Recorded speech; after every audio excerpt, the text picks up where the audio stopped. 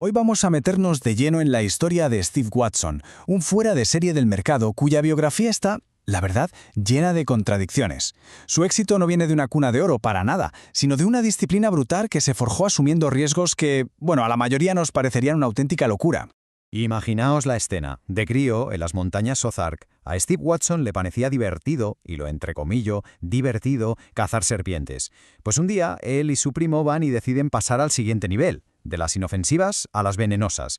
Capturan 2 mocasines de agua, que son enormes, y a mitad de camino de vuelta, con las serpientes enroscadas en los brazos y ya sin fuerzas, se miran y uno le dice al otro: «Oye, quizás esto no ha sido tan buena idea».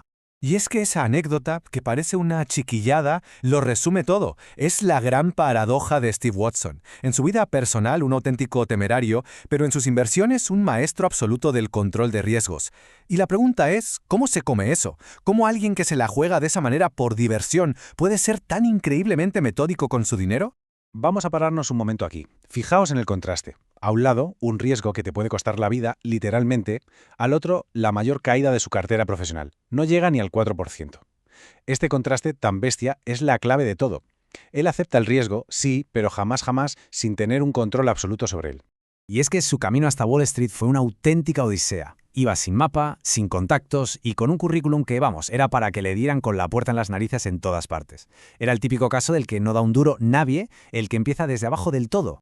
Es que su currículum era un poema. A ver, venía de una familia que no tenía ni idea de inversiones. Su primer trabajo de broker lo odiaba. Decía que era un trabajo de comercial, no de analista.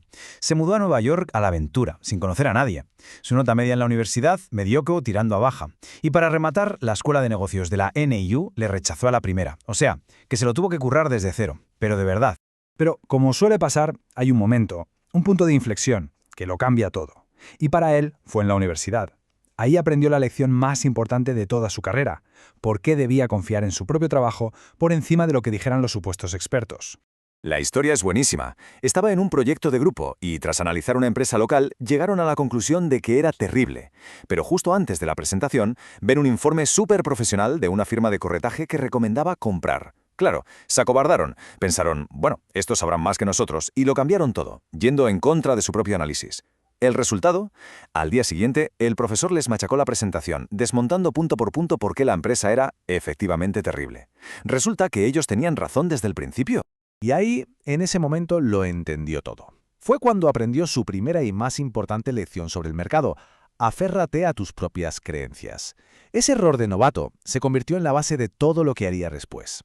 Y esa idea, la de fiarse solo de su propio análisis, es el motor de todo su método. Aquí no hay algoritmos complejos ni fórmulas mágicas. Es puro trabajo de campo, de detective de los de antes, de los de gabardina y lupa.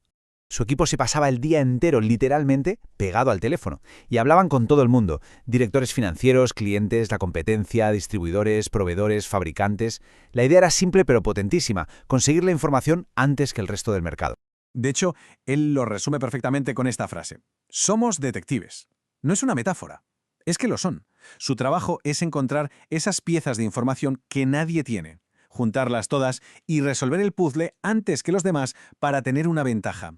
Pero ojo, que tan importante es lo que hace como lo que decide ignorar. Por ejemplo, los gráficos de precios. Ni los mira. Su lógica es: si todo el mundo usa lo mismo, ¿dónde está mi ventaja? En ninguna parte. Y con los informes de los brokers, 3/4 de lo mismo. Cree que a menudo están sesgados, un poco cocinados por otros intereses. Así que prefiere su trabajo. Siempre. Punto.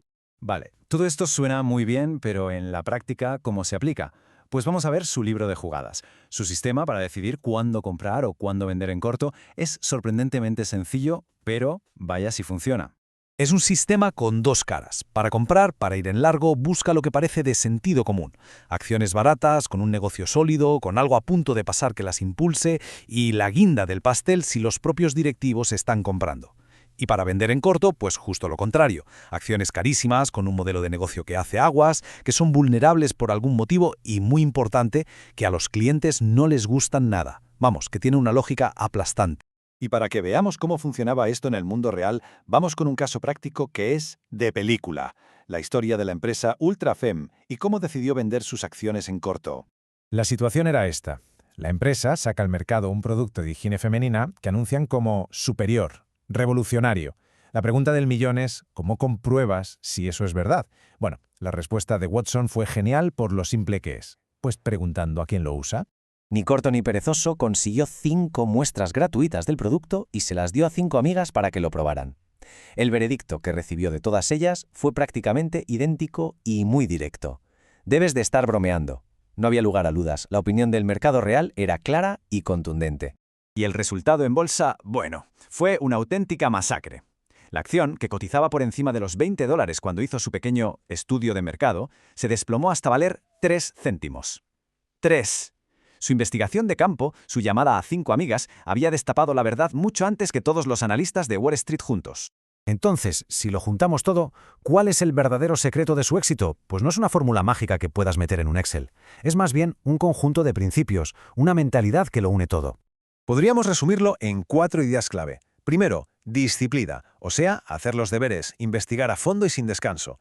Segundo, humildad, saber que te puedes equivocar y por eso mismo controlar el riesgo al milímetro.